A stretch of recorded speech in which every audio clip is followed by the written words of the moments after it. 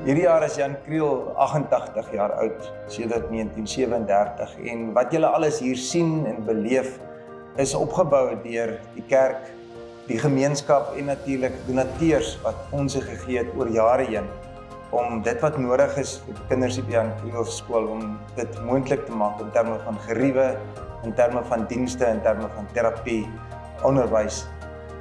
Sedert die laat 1990s is die onderwysdepartement van ons land verantwoordelik vir die akademiese skoolprogram, alles wat daar rondom gaan, die onderwysers, maar dit is nie genoegsaam om regtig alles te kan gee wat ons kinders nodig het om skool te kan maak en matriek te kan skryf.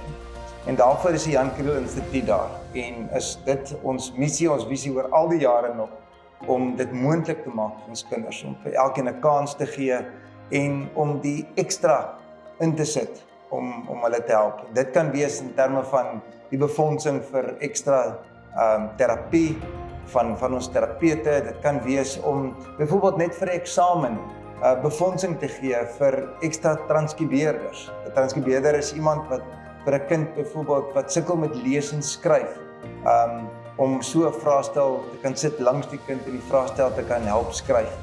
Om vir 'n idee te gee, in die laaste eksamen het ons byna 1400 vraestelle vir een eksamen moes getranskribeer word. Jy kan net dink, dit beteken een leerder met een transkribeerder en as dit dalk 'n matriekvraestel is, kan dit tot 3-4 ure wees. En dit moes 1400 keer gebeur in een eksamen.